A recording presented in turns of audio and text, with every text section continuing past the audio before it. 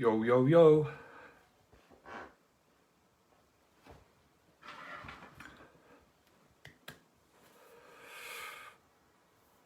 Right, guys, we're going to give it 2 minutes and then we're going to do a UFit member interview with Katie Goodacre. So, she's rocking and rolling already.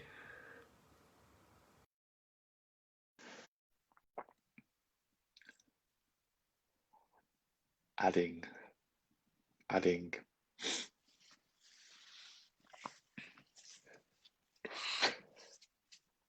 Connecting. That was the simplest connection ever, wasn't it? Let's hope it stays that way. That was got to be the smoothest one ever. That took literally 30 seconds compared to 7 or 9 minutes. Yeah. So I'm sitting in the caravan. Mate, I wish. Where is the caravan? Oh, On the front drive. mate, you should just now and Yeah, just I stop all have the thought places now. Best way to do it. to that. You might as well just drive to different areas Yeah, and definitely. just thought I'd park up here and do this a little bit and then park up here. Best thing to do right now. Yeah, I think that's called being a gypsy. Trust me, they got the best life right now. Absolutely, haven't they just? Don't pay no taxes, don't pay, but actually live a good lifestyle. So, Yeah. so we'll give it a couple of minutes and then we'll get rock and rolling. I've got 1, 2, 3, 4, 5, 6, 7, 8, 9, 10, 11, 12, 13, 14, 15, 16, 17 questions. Uh, the first one's always the best one. So we'll get started in 1 moment. Right, guys, if you do have any questions, you can comment on the feed and then we'll get Kate to add them. And we'll get Kate to share her story. I'm sure she understands her stats and stuff. Do you know all your stats, Katie? Not 100% now. Oh, not 100%. Don't you worry, love. I'll point you in the right direction with that. That's your job. That's it. I want to be like, or was it Oprah Winfrey of the fitness world?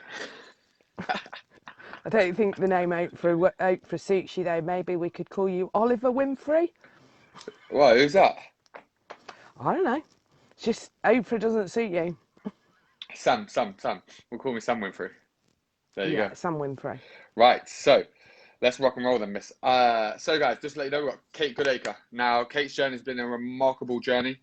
When you get to hear more about it, you're going to actually realise a couple of things. One, her personality. Two, her leverage. And three, her results. But you're obviously going to learn a lot of vital information in between it, right? And also hearing the words of Kate, how her journey's been, but also where was she prior to her journey. So, first question though, Kate, is where were you prior to UFit? Where were you physically at, mentally at? Where was you at in general? And how did you get to that state? So prior to coming to UFit, I was definitely physically had a level of fitness, but not the fitness I needed. I was in constant pain through my joints, my muscles, constantly suffered from extreme tiredness to the extent that I could sit down to have a cup of tea and wake up 4 hours later. Fell asleep. Couldn't be done in one go because it physically hurt to do it. And I didn't want to live in that pain and exhaustion anymore. I'd had enough. Just had enough. And how did you get to that place? What was it? Was it over time? Did it happen in a period of 6 months, or did it happen over the course of like a couple of years? I'd say it was happening over a course of potentially 10 years. After myself, in my first priority, putting everybody else first. Yeah. And if you don't mind me asking, when you said you're obviously putting other people first, was there a reason for that? Did you have a young family at the time? Was you starting your business? What would you say the main reason was putting other people first? I think it's just my go-to. I always put other people first. So the family come first, then there's friends, then there's... And I don't come first because if I don't come first, I don't have to deal with the stuff that I know I've got to deal with. I like that answer. That's a good answer, right? We call it. I'd call that justification. So when we say I've got to do this for the family, do that. It's justifications for not looking after ourselves or not even starting the journey of realizing where we need to start, right? But obviously make it seem like, yeah, we ain't got no choice, which is the interesting thing, which is good. So then obviously over that 10-year journey, obviously we'll fast forward the journey now. So what I mean, I want the people to understand is when you're about to start a journey, obviously I always say to people, there's always an epiphany or a light bulb moment. Describe the light bulb moment for you, then we'll talk about how that transcended in terms of you coming to the studios. What was your light bulb moment for yourself in terms of I gotta get my shit together? My daughter standing telling me that she's expecting a baby, my first grandchild. Oh, I love that. Yeah. And can you remember the day when she told you? I don't remember the day, but I remember not the date or anything like that, but I remember the day. And we were just in the back room all chilling, and they told us, and I was like, has she just said that, or am I dreaming this? Because I didn't think that was on their life plan for a while. So I was like, nah, she's winding me up. Bless her. I bet she was. You didn't tell her that, did you? Oh, she knows that. I was like, I was I was ecstatic, thrilled to bits, and then afterwards I was like, it's not a wind up, is it? And So yeah. how many times did you have to ask her to see if it's real? What was it, 3 or 4 times? Well, just the ones, because I think it was just allowing it to sink in. It was later in the day, and I was thinking, I was awake, wasn't I? That is really happening. I kept asking myself that question, you know. And then obviously from that moment then, so from that moment she told you that, right? How did your brain, how did it start to think about things? What started to change in yourself? So I just realised I'd got to stop kidding myself and I'd got to do something. My biggest priority was to make sure that when that baby comes into the world, I'm going to be there, I'm going to be fit, I'm going to be healthy. I'm going to be able to run down on the beach with that baby when she's old enough to do it and not think I'm going to have to rest tomorrow because I'm going to do this today. I wanted to know that I could get up and do whatever I wanted to do with that baby and still do it again the next day and the next day and the next day and not be like, oh yeah, we're going to read books today because Granny's jiggered. I don't want that sentence. Nice. And obviously, where did that come from? Where did that imagery come from? Obviously, I know what it was, but where did that imagery come from of that scenario?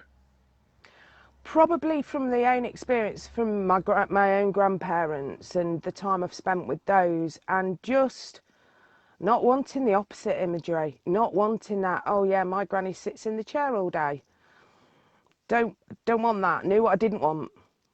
And obviously that moment, obviously you talk about it quite rightly in terms of obviously going to the sea, right? Do you remember that as a kid yourself?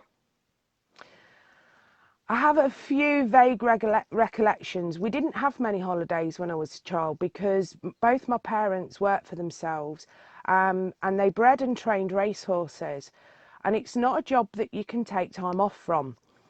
So there's very few holiday memories, but there are memories of that. And I always remember my grandma being with us because my father would have to go home because he couldn't take a whole week off. So yeah, possibly coming back from there. But yeah, the beach to me is, I walk on the beach and you talk about meditation and you know you haven't got me doing that yet.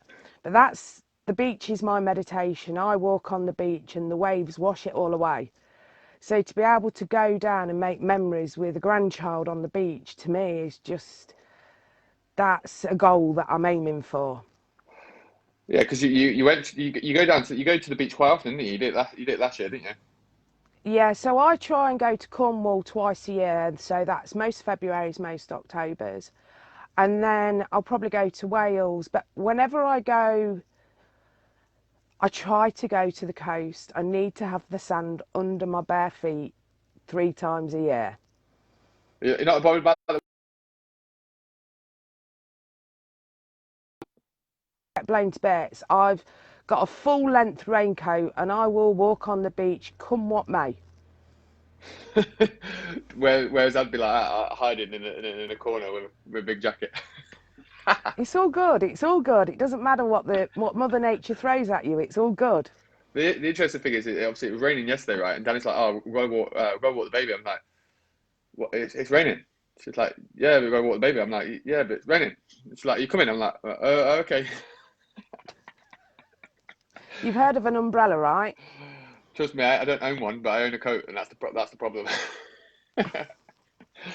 So, if we obviously take that moment, then obviously you got the moment when your daughter told you. You got the moment, then obviously you start to think about yourself and start to put yourself together. If you then go further down the line, when from the moment you got told, when was the moment then you ended up obviously looking at gyms and deciding where you wanted to go and things? So I can before my daughter told me. So through Cool. Facebook, YouFit had been popping up, and it kept seeing YouFit popping up, sponsored link, YouFit popping up, probably for a year. And I'd looked online and gone, oh yeah, that's near me. That's near me. I need to do something. I'll do it tomorrow. Yeah, tomorrow kept becoming tomorrow. So when my daughter had told me, we had a holiday booked about 4 weeks later in Wales, and I decided, let's go on this holiday, let's do that. I wasn't allowed to tell anybody that I'd got a grandbaby on the way because not everybody knew. And the day before we went on holiday, she said, you can tell people now. I was like, oh, I'm going away. I can't tell people now, I'm going away. So we had 10 days down in Wales, and we got back Tuesday or the Wednesday, and I think I turned up in your car park Thursday and What? didn't tell anybody I was going to do it. Didn't. So what did you do? Just drive down the street and drive in, and that's all of just what was it? A blur, or did you just end up there? What was it? No, I kept telling myself I'm going to do this. I'm going to do this today. So I just got up and said, oh, I'm going shopping, guys. See you later. Drove to where you were. Thought, yeah, let's do it. Drove down into the car park. Parked in the tiny car park in the big car I've got, but had fun doing that. And then sat there, as you know, probably, I don't know, 10, 20 minutes. And then thought, what are you waiting for? You're just putting it off again.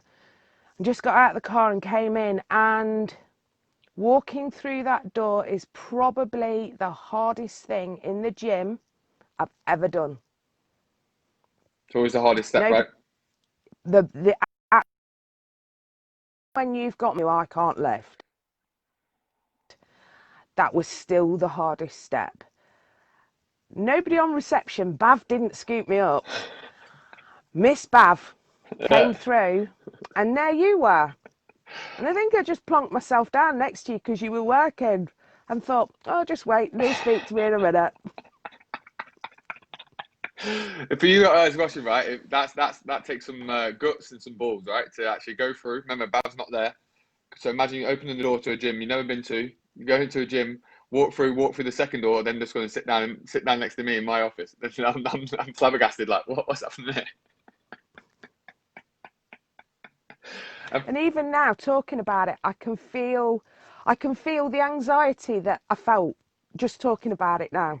I can feel that in there, that sort of like, oh, am I really doing this? Am I really doing this? It was like getting on the top diving board and jumping in.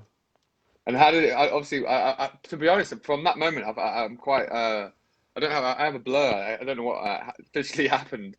Obviously, I take it we spoke, and then obviously, then I think that you came in for a different booking, didn't you? So we had a good chat, and you said to me, come back in, we'll have a proper meeting. And we arranged that for the next day. Okay. And I think, I can't remember if it was a Friday or a Saturday I came, but we came back in and we sat down in the middle entrance area on the grey chairs. And you went through everything with me, and you asked me what my goal was. Now, I know looking back how overweight I was, but it wasn't my goal. This never was my goal to lose weight. My goal was to feel fit, to be fit. I'd already been to the doctors because I knew that anybody who saw me was going to say, you need advice from your doctors, you've got high blood pressure, rah, rah, rah. I'd been to the doctors and I'd had all the tests done going. I'd had every blood test, I think, that they're able to do in a doctor's. I thought they were going to start giving my blood away. They took that much out of me. When I went back to the doctors to get the results, everything came back fine, except for vitamin D, low in vitamin D. Yeah, that's common. Lots of people low in vitamin D. So I said to him, why am I feeling like this? This isn't normal. I shouldn't be in constant pain, constantly exhausted, muscle ache, bone ache. I shouldn't be like this.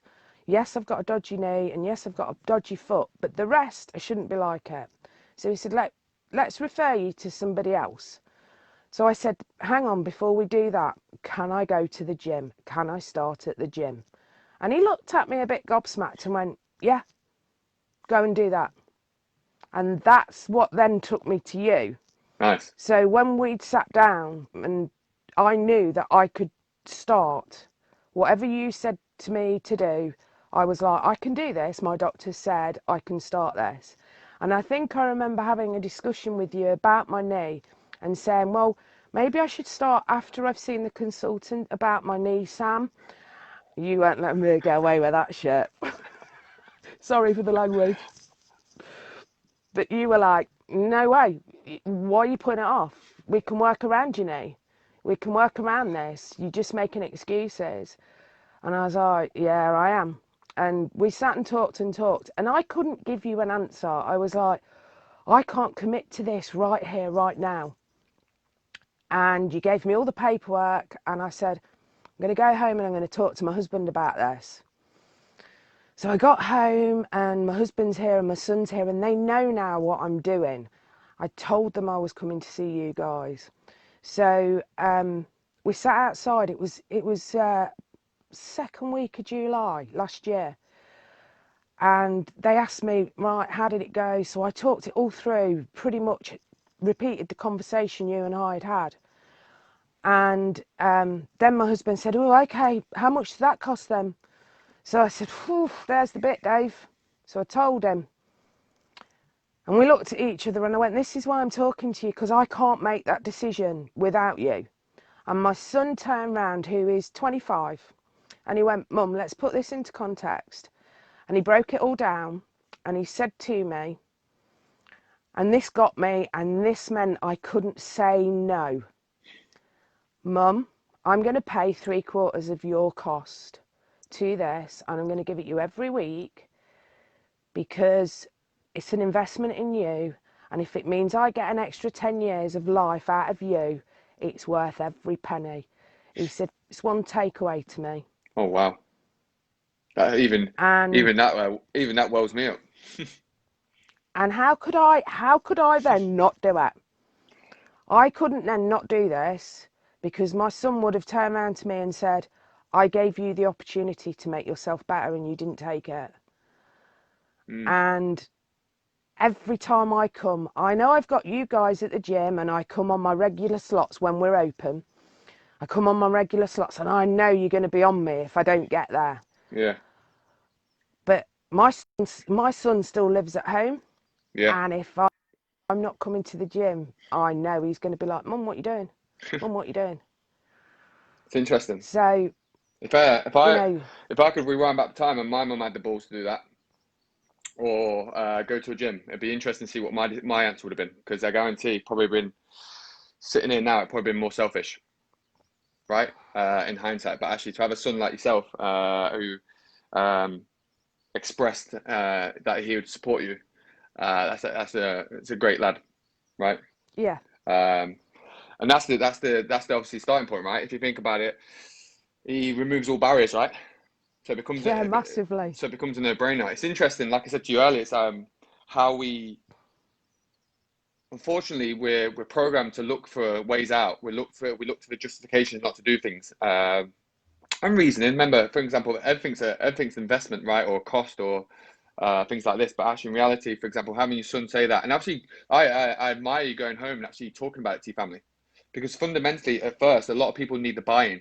They need the buy-in from the partner, the husband, the kids, for example, because it makes your journey a lot easier. But this is trust, right? Because then it doesn't break down. But also, remember, it gives you more leverage.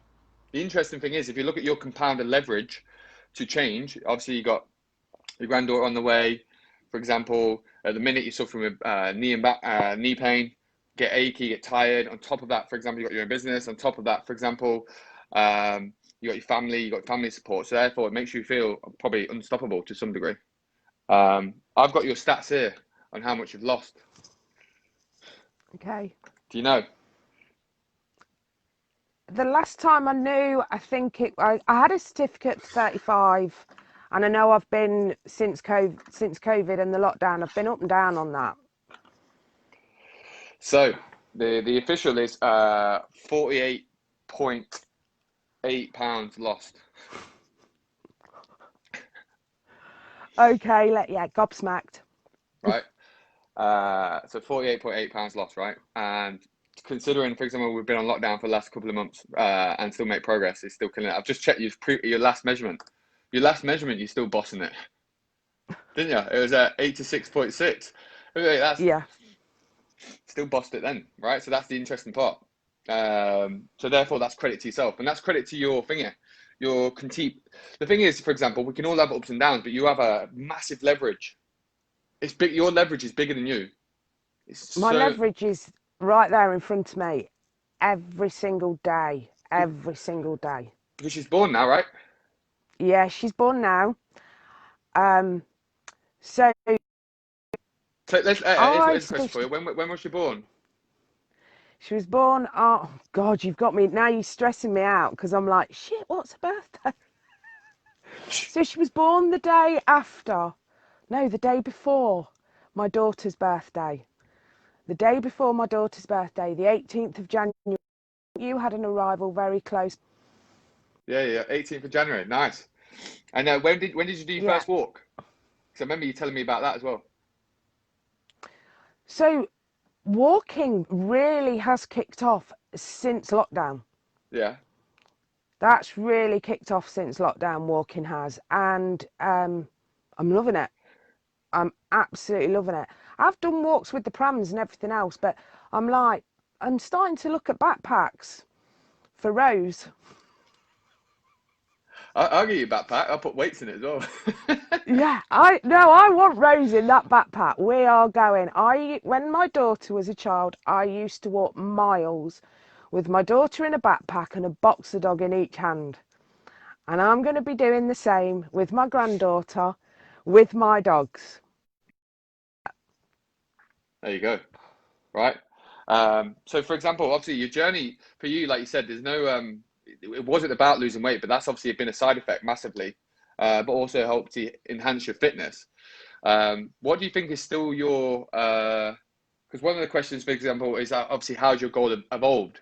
Would you say it's evolved, or is it just still top of mind awareness of the same original goal that you had?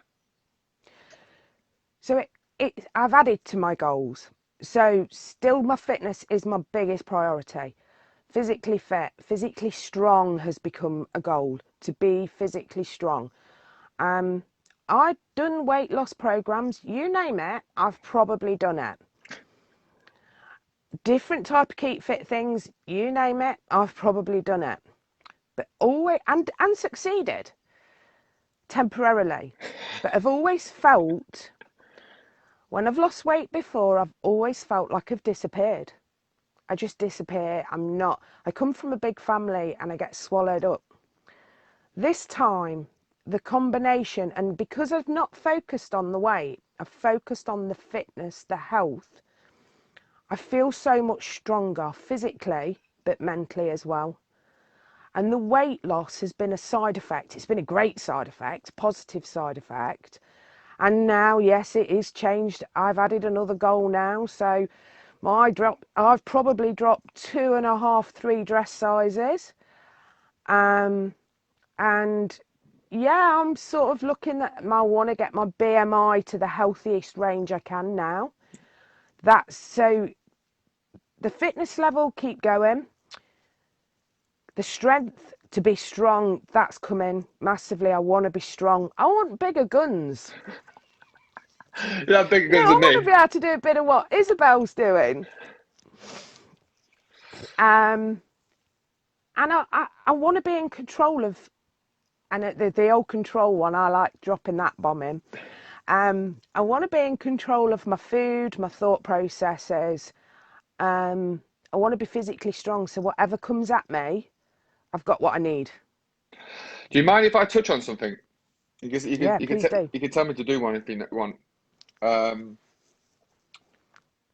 People don't know a lot of things about you, but like obviously for your mental strength, I know obviously some background story. But what do you think has been the key? What's been the key for you when you have low moments or down moments? What's the key for you to really having that mental strength and fortitude to continue, and obviously get yourself back on that pedestal and getting back on track? What do you think what do you think that's down to? Is that from a child? Is that from your parents? Is that from yourself? Or what would you say it is? Or people looking at you? What would you say it is? I'd say it's obviously a combination of everything from childhood all the way through my life. I get my down moments, and a lot of people won't see it. You guys have seen it. You've been allowed privy to that, and a lot of people won't be allowed privy to that. But I've realised that I can have my down moments, and I can wallow in self-pity for a short period of time. And then I've got to kick my own butt, and I've got to get out of that, because I never want to be a victim of circumstance. I'd never choose to be a victim of anything. So you throw something at me that's going to have an impact on my life, and I'm going to turn a positive onto it. I'm going to keep looking until I find the positive. When parents split up, and that had a massive, massive effect on me, bigger than I can actually remember, because I have massive swathes of memory loss with that my family will remind me of. But eventually I came out of that, and I thought, it's going to make me a better person. I've got to be a better person because of that. And every single thing that's been thrown at me one way or another through life, I don't let it destroy me. I turn it into, that's going to make me better. I'm going to learn from that, and I'm going to become better from it. I'm not going to be a victim to it. That's good then, isn't it? It's hard work sometimes, but it's good. But the thing is, for example, it's ironic, isn't it? If it wasn't hard work, it wouldn't be worth it on the other side. No, and that's it. Yeah, it's the hard work is worth it. It's definitely worth it. Yeah, that's what I think when you're making me lift those weights. I remember that session. What was that session where you said it was too hard? Oh my God, you absolutely beasted me. And I was like, you'd say to me, do 10 of those. So I'd do 10, and it'd hurt like hell. And you'd go, did you do 10? And I'd go, yeah, put more weight on, do 10 of those. And I was like, you were pushing me to my point where I couldn't do it. But I didn't realise not being able to do it was an option. So I just kept gritting my teeth and doing it. And you just kept putting more weight on. You do have that personality, though. I think I could push it to that point, and then you just tell me to do one. Yeah, I think I was getting to the point where I wanted to park my car on you. Oh, there you go. Here's another question for you. What would you say is one of your biggest strengths? Whew. Bloody mindedness. Elaborate. Not willing to give in. You just don't give in, don't give up.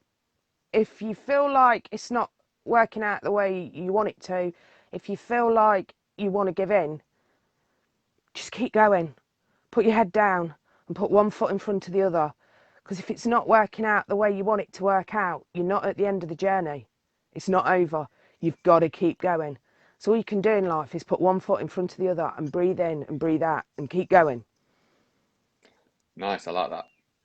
That'll probably lead me on to the next question then. You mentioned obviously in the past you've done things in the past you've lost weight successfully, but then you've gained it back, and not really stuck at it. What do you think what would you say is another advantage of being at UFIT? What would you think that key attribute was at UFIT that made you allow you to keep progressing forward?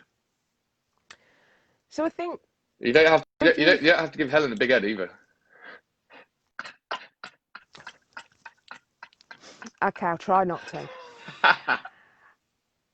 So I think the thing is I came into UFIT and I was like, I don't want to concentrate on my weight. I want to concentrate on my fitness. And you saw through that, Sam, but you didn't tell me you saw through that. You were just like, okay, we'll concentrate on that. We'll let you think we're concentrating on that. And when you're in UFIT, you're there, you're doing your bit. There's nothing necessarily directly aimed at you, but there's comments, as in you're having a conversation and you'll drop a little bomb in there. And I'll walk away and don't realise I had a little bomb dropped in there. And then I'm thinking about, Sam said this, or Sam said that, or Helen said this, or Sarah said that, and little things. And they're like tiny little seeds that you plant. And I don't realise they're getting planted at the time because you're clever at it. And I do that seed planting with other people. And you've done it to me. And I'm like, oh, yeah, they've planted those seeds. And slowly but surely, those seeds start to grow in your own mind. And you don't know, but they're just in there, just gently growing and gently changing your thought processes. And I remember coming through one day, and this is a big thing for me, and Helen said to me, and I think you were in your office and Helen was in the one opposite. And I remember Helen saying something about, or I think you said to me, I bet people are noticing the changes now. And I said, yes, they are. I said, but it's not always a positive response. And Helen was on it. She was like, come and sit down, talk to me. What do you mean it's not a positive response? And there's certain people that, because they're used to you a certain way, don't like you changing. So their responses aren't always positive and can have a negative effect. And I sat down with Helen and we discussed through it. And I don't want to go into massively in that because it was quite a personal conversation, but we discussed through it. And I thought, I've got to deal with my response to their response. I've not got to let their response dictate to me. I've just got to accept that they've got to get used to the new me. And that's going to take them time because it took me time to get used to the new me. I think you hit the nail on the head. I think the interesting thing is a lot of us we attach onto things what people say. We attach our emotions to it, and then what happens is that emotion generates obviously feelings. Start to act on them feelings, right? Whether that's aggressiveness, whether that's whether we attack that person back, whether we self-soothe with food or stuff like that. And actually what we have to look at typically is our reaction, because all we can control is our reaction to people. We can't necessarily. Absolutely. There's a big thing going around at the minute. My coach is talks about it quite a lot. Talks about, like, for example, they talk about you are the people you hang around with. So if you hang around with like-minded people, you'll be more successful. If you but that's actually not really, it's not really true. Actually, what it can do is make you really lonely, because what you actually stop to think about, you got to appreciate, like, and this, I've only started to think about it as late, because actually in reality, you then think yourself on a pedestal and then start to think about people a little bit differently. But actually in reality, for example, all you got to react is that person or your friend or someone is just in a different place. How they react to you is just a projection about where they are. Now, that's not on you, but they're going to place it on you to make themselves feel better.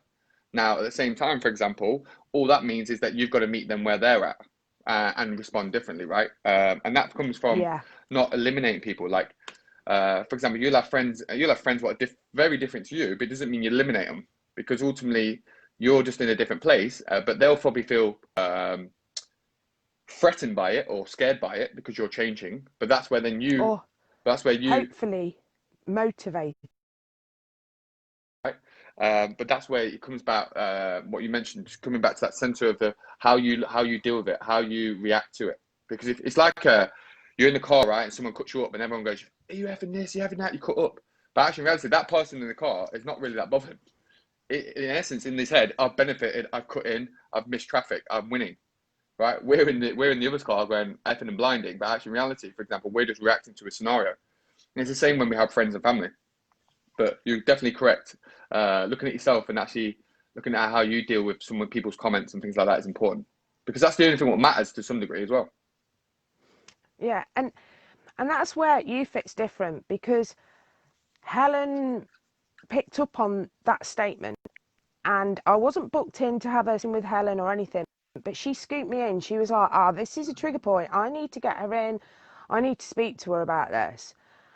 And I came away from a 5-10 minute conversation with Helen and was given, she didn't give me tools. She had a conversation with me, but from that I took tools and realised I need to adjust my thinking on this reaction. And it's little things like that that make the massive difference. You can go into any gym and pick a weight up and do anything you want to, but you guys tweak it. You don't just tweak it physically, you tweak it mentally. You know that I had a problem with my knee, we've mentioned that earlier. And doing squats, oh my God, doing squats, my knee. And you'd keep tweaking until you found that sweet point where I could do it. But you do that as well mentally. And it's those things, we don't always know that we're giving out this message of we've got a problem. Sometimes we're screaming really quietly, but you guys hear it and gently start drip feeding into that, and it's a gentle change, and that's massive. That's the huge thing. I remember signing up for you guys and thinking, I'm committing a year of my life to this to make a change. I'm already thinking, oh my God, I'm going to be on that board saying I've been here 3 years, 4 years, 5 years. I'm like, I'm going to be the oldest swinger in town, you know. No, But that's Isabel, isn't it? I think that's Isabel. I don't know, I think I'm older than Isabel. Shh, she's watching. You're looking good, Isabel. I think I'm still Yeah. older than you, though. And stronger. Oh, she's definitely stronger. Oh my God, Isabel is someone to aspire to be. That woman kicks ass. And I'd never say anything bad about her, because when she gets your hands on you, if you've got something out of place, my God, she knows. She puts it in places where you don't want it to go. Yeah. I think I'm her biggest moaner. I don't know. I thought I could hear you from when you was having treatment before downstairs. I was like, oh, that sounds like a nice romantic session. Oh yeah, I was screaming. If anyone else walked in that gym, they'd have thought some other strange things, but don't worry, no one did. So Yeah, I mean, you can beast people, but when Isabel gets her hands on you, yeah, you're not going to argue with that lady. we are the same. Isabel said we were the same age. Okay, she's still fitter than me. Hey, I'm on your tails, Isabel. I'm on your tails. there you go. So here's one for you. What was one behaviour you needed to let go of? Comfort eating is a big one. Okay. I've been taught to comfort eat from, I can look back and tell you, I was probably 9. I can actually remember being Wow. taught to comfort eat. 9 years old. So, said earlier about my parents running their own business. And I remember, I mean, at 9 years old, so we're going back to like a dark age. My parents had 2 telephone lines in our house where most people went to the phone box. And I remember going to see my mum in the office, wanting to go and do something with my mum, wanting to spend some time, bake a cake, do anything, wanting mum's attention, and her having a phone in each ear and saying, just go and get yourself a mini roll. Didn't realise the impact of that statement until probably 40 years later. Or no, 30 years later. And now I can hear that voice going, just go and get yourself a mini roll. And I go, nah, leave it. You don't need the mini roll. Have a cup of tea. Read a book. And that's my first thing when I want to eat, for whatever reason, is have a cup of tea, pick up a book, distract myself. I think that's the key, isn't it? I think a lot of people are starting to realize. But for example, when you have trouble with weight or gaining weight or self-soothing, it comes from as a child, because I definitely know I'll be one of these people, is that, for example, kids are not told what to do. Like, they see it. right? So they see it, and if they see, for example, me eating chocolate or being bad or not being healthy or not doing exercise or not looking after myself, it's just a mirror image, right? Yeah. If I self-soothe with food or chocolate or when I'm stressed, for example, they're going to pick up on it, right? So definitely, obviously, understanding that from that young age is probably an epiphany moment for you, but also to recognize that actually it can be changed, right? That behavior can be changed. But just from what you just said about creating a distraction, the thing is, it's a state of mind. So you're in that position where you feel low. It's a state, right? We can self create, we can self create happiness. We can self create being low. We can self create anxiety. We can self create stress. We can self create all of it. But actually, like you just mentioned, having tools or thinking about things that can distract that or taking your thought process away from it and applying your attention or intention somewhere else. That's probably the easiest and simplest way to put that into place, right? Do you have any other things you go to when you're in that situation? Yeah, we all know I have a go-to thing that I'm got to deal with, Sam, and you want me to force it, and I'm not dealing with it yet, and I'm not forcing I'm anything. put You you I'm you putting it you I'm put choose to look at that when you're ready. yeah. So I've chose to put that on the back burner, and that's staying on the back burner, and when I'm ready, I'm going to deal with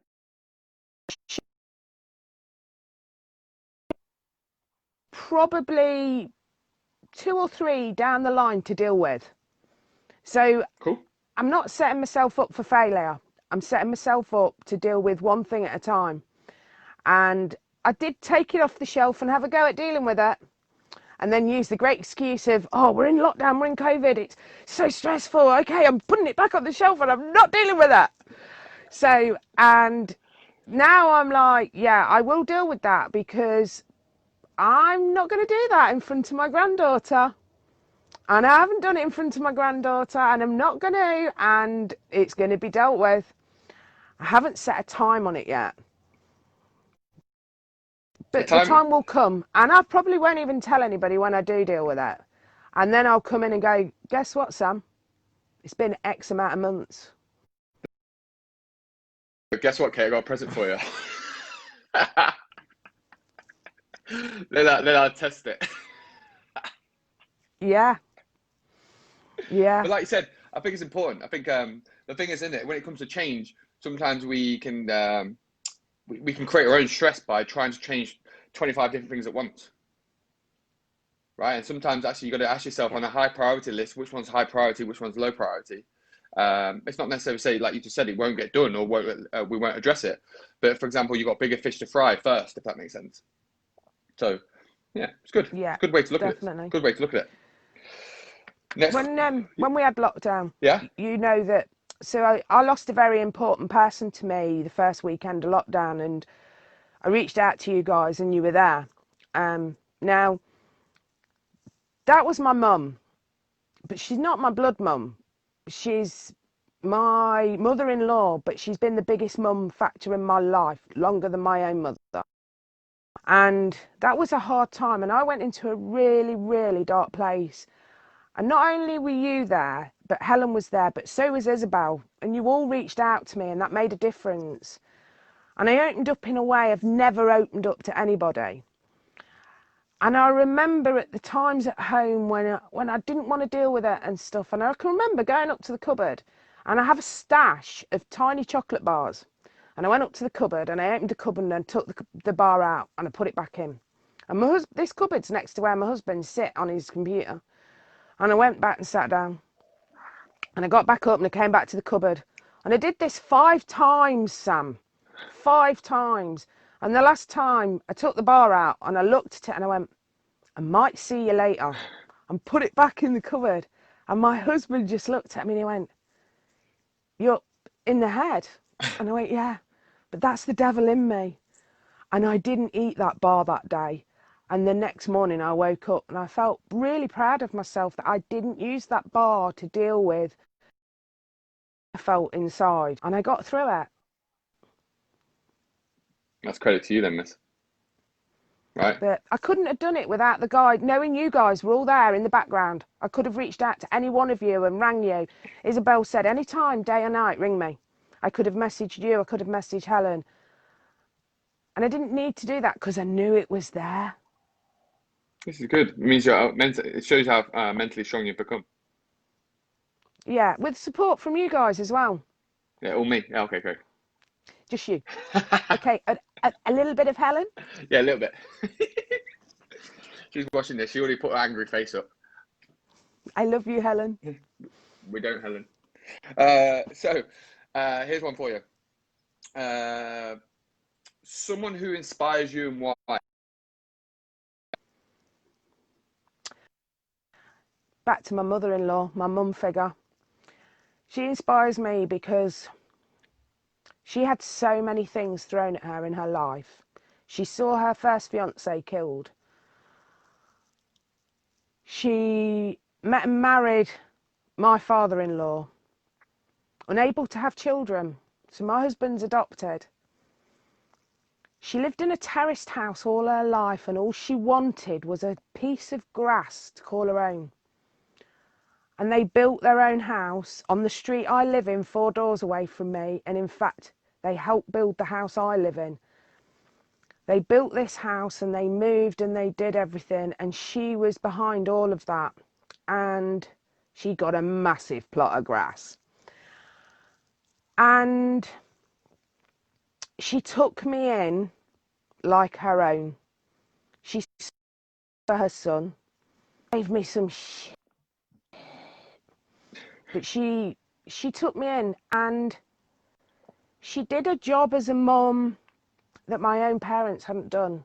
She taught me things that everybody should learn. She taught me about money management. She taught me about how to sit and wait. She taught me about how to assess stuff. She taught me so much. I can't remember half of it until I use it. And that woman never gave up. Even when that woman was diagnosed with Alzheimer's and she knew she was going batshit crazy. And in moments of sanity, she'd go, I'm going nuts, aren't I? And I'm not giving up. That woman was unbelievable, and she fought until the very end. And I held that woman's hand within the last hours of her life because they allowed me in, because she had an outdoor access to her room. And I begged her to let go. I begged her to go. And she'd asked me years before, don't let me suffocate, don't let me suffer. And I couldn't keep that promise because I'd have been in prison. And I begged her to go. I begged her. And I came outside and I couldn't walk because I couldn't see where I was going. And I got in my car and I couldn't drive because I couldn't see what I was doing. And I just asked God, and I don't know if there is one, but I think there's something else. And I just went, don't make her suffer. Please take her. Let her join you now. And that woman and everything that impact that woman's had on my life is my inspiration, because she fought day and night. She fought cancer 3 times. She fought day and night, and even through Alzheimer's, even when her brain was giving up on her, she fought. And she knew who I was that day. She knew who I was. In those last hours of her life, she knew who I was. And I can talk to people on a one-to-one basis and let you know how she knew who I was. But that woman inspires me. And if I can inspire one person in the world, that'd be great, because she inspired me. Powerful, right? Always good. Yeah. Always good. My grandma was the same. What they're like, eh? I know. I'm going to be one of those crazy old batshit women. That's my aim. Don't worry. But on a surfboard. Yeah, don't worry. I'll come and wave. So, what's the most valuable thing you've learnt about yourself?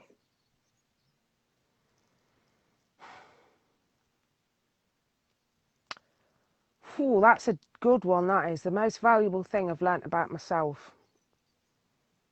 I'm tougher than I think I am. Good. Anything else? I need to ask for help more. That's an interesting one, right? Especially it's females, especially them. What I typically find is males don't ask either. It's interesting because I Yeah. think it's I think it's an ancestor thing. I think it comes from obviously our parents and how we uh, opened up or it just wasn't normal. I don't think. I think it was. I don't think it was anyone really did it when they were younger. No. I think the first time I really asked for help was and got the help and actually got the help when I first really asked for it, put my hand out and said, somebody help me, grab hold. It was you guys. Don't worry, I'll keep holding. Come back in now. You'll have to bolt the door shut to keep me out when you open. Come back here now. I'm gonna keep making you do them 10 reps. Here's another one for you. How's your outlook on life changed since your journey began? Yeah, it's definitely more positive. More positive. I want to do more. There's No. more challenges in the pipeline for me. There's more things coming. They're sitting there on that burner, on that shelf of to do. Good positive things to do. I'm lining them up.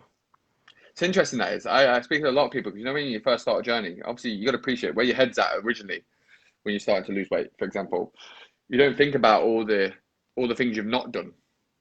Um, and then obviously as you go through your journey, then the doors start to open, don't they? You start to go, I could do that. I could do that. Oh, that don't sound too far away. I could do that.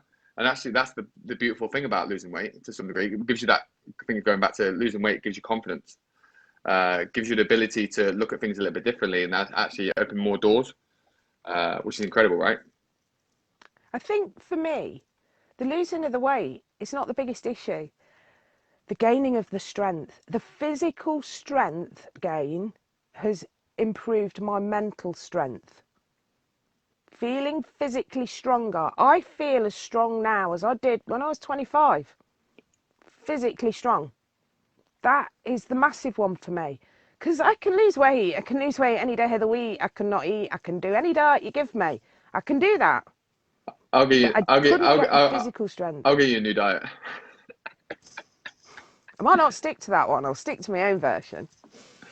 That's good though. It's good that it's opened opportunities for you. That's the main thing. That's how it should be, right? It should be giving you different opportunities, different things to explore. That's the main thing. I can't wait for that day when you go to the beach. That'll be I can't. that'd be one of the biggest. Okay. Okay. If someone was on the fence about starting their journey with YouFit, what would your advice be? So it'd be really easy to say, just jump in, just do it, just do it, just do it. But they're going to go, yeah, but time. Yeah, but money. Right. Okay. Let's answer those. What value do you put on yourself? What value? How much money are you wasting on the garbage that you buy that you're putting in your body? Add it up. How many takeaways have you had last week and how much alcohol have you had last week? Add it all up. Put it all in a thing. Because I bet you any money you like, it's cheaper than that spent more. And Sam's weekly charge is cheaper than that. And then ask yourself, what are you worth? Are you worth it? Give yourself a year. Just give yourself a year. Try it. What have you got to lose? You've got nothing to lose. It's an investment in yourself. Invest in yourself. Because if you don't look after you, how are you going to look after all the other stuff you want to do? What if you go downhill? If you go downhill and you're off work, how long are you going to be off work? How much is that going to cost you? You might get ill, but you probably get better quicker because you're fitter. So don't look upon it. Don't sit on the fence and don't make excuses. Don't go, oh yeah, but I've got a dodgy knee. Yeah, when I went back to see my consultant, he couldn't believe the improvement in my knee after being with you for 5 weeks. Slap myself in the face. Don't make excuses. Pull all the excuses away and just do it. because you're only going to benefit. That's all you're going to do is benefit from it. That's a nice answer. Right, here we go then.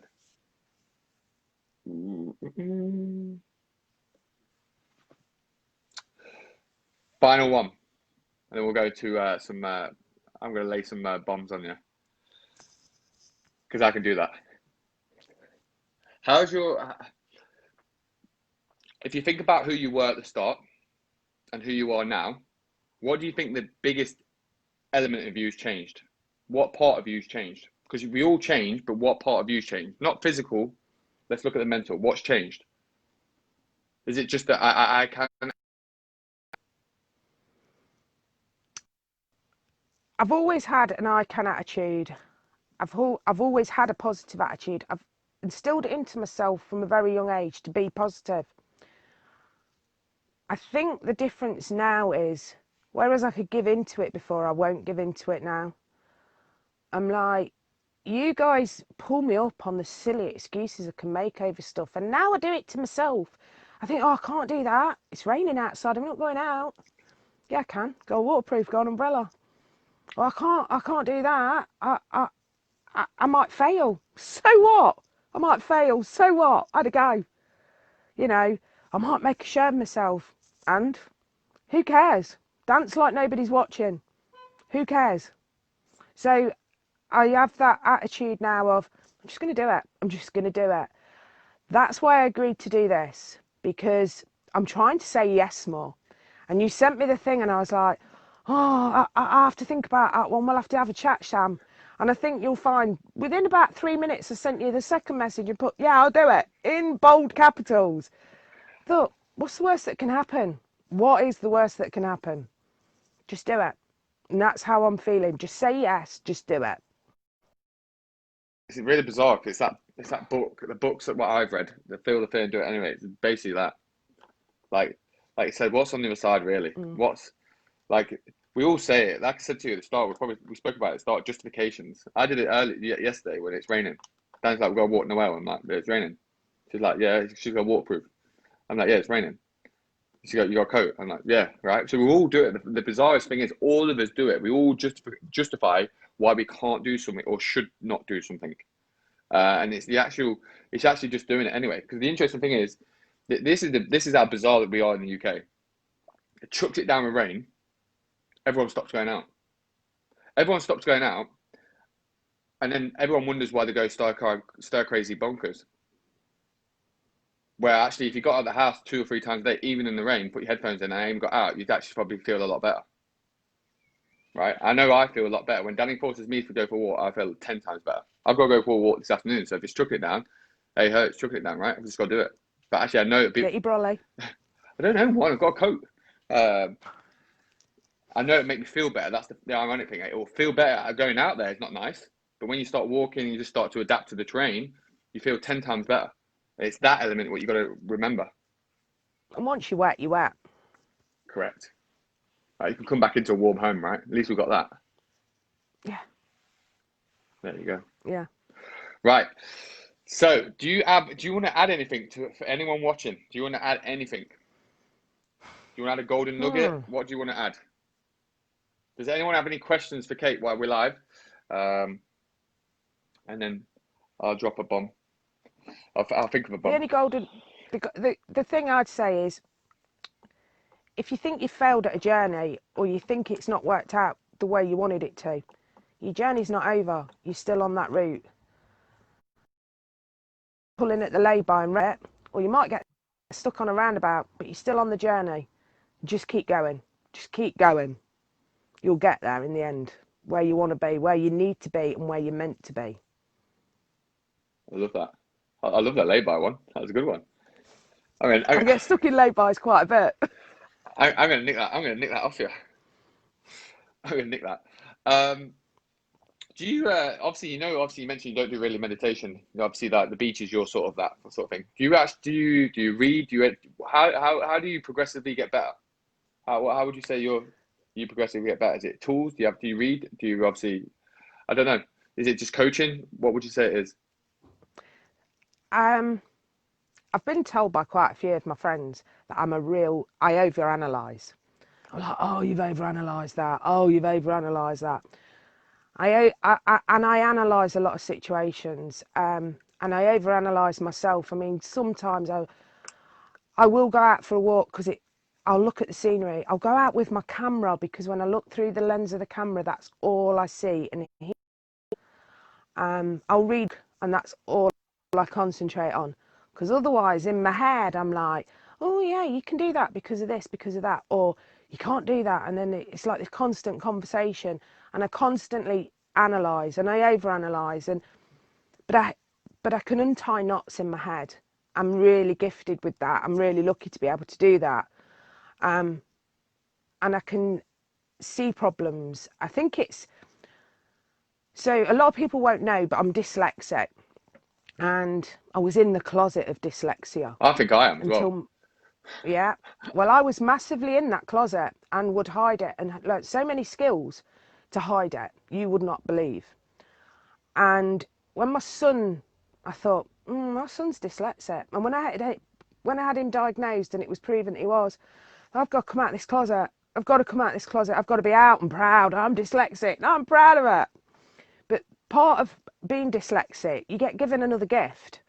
And I think my gift is to be analytic. And with things that have gone on through my life and trying to always put that positive on it, I think that's just kind of how I am. It's just how I'm programmed. I analyse and I'm positive. I mean, good job I am positive, because it could have gone really bad if I was a negative person. So that's just it. Yeah. Oh, nice. Yeah, I always used to go. I think I always get used to go when I was a kid at school. I used to go to this. They used to put me in this breakfast club. I was like, I didn't understand the clue why I was in this breakfast club. I used to get chocolate digestive, toast. I used to get all sorts. I was like, this is a great club to be part of. I didn't have an understanding why I was in it, but the benefits of being in it was great. But when you look back, I understand why I was probably in it. Yeah. Right, so that's a good thing. Right. Okay, here's a quick one. What's been your biggest victory in the last week? Well, I wish I'd have known that one was coming.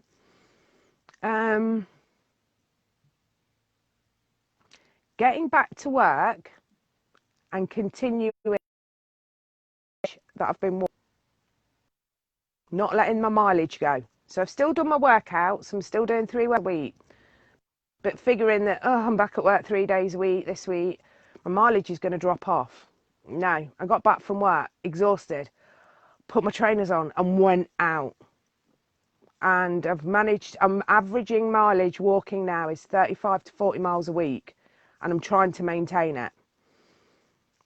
You know what? So that's the biggest victory. I want to touch on something, because I think I know what you did with your business.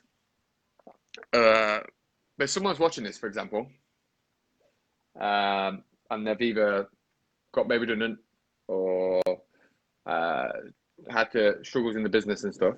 What would your advice be? Because I didn't know you started back work, so it's interesting. But I know what you did, but I didn't know how. What was that drive? How did you find it? How did you find that gear? Really difficult, really difficult. We'd started back tentatively 2 weeks ago, just on commercials, going into houses, which we've started back staggering them furlough. So it's just myself and my business partner. We're doing it all at the minute, which is kind of nice, actually. The first day back, absolutely petrified. You could do my house if you want. Yeah, I'll do the same deal I gave to Helen. I'll do it with you, but you've got to work alongside me at my pace. No chance. Yeah, you see, you wouldn't hack it. Anyway, so the really, really petrifying. The first domestic customer I went back to, I did for a reason. And went in and I thought, I know how long this should take me, but I'm not looking at my watch, because this customer, I'm giving her a deep clean, a spring clean. I'm not leaving any stone unturned, because this customer continued to pay me all the way through. All the way through. Not 50%, 100% to support the business, to support us. So we went in and they were there, but they shut themselves in a room and went through that place with a fine-tooth comb. Absolutely bossed it. Said goodbye to the lady. I said, I'm not charging you for this. Oh, this is my gratitude for your support. See you in 2 weeks. She's a fortnightly client. Looked at my watch when I came out. Did it in the same time I always do it. I bossed it. 12 weeks doing nothing, and I bossed it. There you go. And realised, you know what? It's not as scary as you think it is. So getting back to where we are is the worst part. The reality, it's not so bad. Yeah, I think that you just hit the nail on it. The fear is generated, right? But it's like anything. We fear, we create assumptions, we attach our feelings to it. What this might happen, this might happen. Actually, none of it never happens, because actually, if you look after yourself and obviously go with the right procedures, actually you negate that, right? But it's actually the doing part, which is what you just said. It's actually going to do it, right? Which is the biggest thing. Yeah. Which is good. There you go. So there you go. It's been a pleasure. Been a whirlwind. I love this one. I love all of them, but this has been a good one. Well, I must admit, I was pretty scared following ballet. I mean, that is one amazing woman. And if ever I'm getting low and thinking, I don't want to do this, I'm just going to think, put your ballet head on. You've got to do this. Get on with it. That is one amazing woman. Yeah, well, I'm getting sick of these compliments. Where's mine? Yeah, you're not a woman, are you? Well, yeah, I will be if I get all the compliments. You're doing a good job. You have to keep doing what you're doing. And Oh, wait, my head's getting bigger. Keep going. yeah, you and Helen and the rest of the team, you don't always realise what you do. I realised this after 3 days of work this week. Look. Yeah, you got the crown. So after 3 days of work this week of doing my job for over 20 years, and always telling everybody it's a really physically hard job, it's really demanding. Never stopped in 25 years for 3 months. I went back. Yeah, I'm physically fit because I've got you guys keeping me going. Oh my God, did it kick my ass? I was like, you don't know what you do. And you, Helen, you don't always just how much you do. So keep doing it. Doesn't matter if you know whether you're doing it or not. Keep doing it. Perfect. It's all right now. I've got my crown on. Yeah, it fits you really well. It won't keep your hair dry though. It gets rid of looking like a bush though. Look, it only looks like a bush on the sides. Now with that on, you can't really tell I've got long hair. This is perfect. Yeah, actually, look. Where did that? Yeah. I broke the law. Mate, I ain't cutting my hair. Look at that. Oh, okay. We can plait that. I'm getting to it. I booked my haircut in on the 7th of July. I'm literally going straight back for my haircut. I'll be the first one there. Right. It's been a pleasure, my queen. Right. Look after yourself. Thank you. Keep bossing it. And it's been a pleasure. I'm sure this is going to inspire a lot of women who have been in the same situation or have the same thought process. So you should be proud of yourself and obviously proud of your journey. Keep bossing it. And I'll see you shortly, miss. Don't you worry about that. See you on the flip side. See you on the flip side. Laters. Bye. Laters. Bye.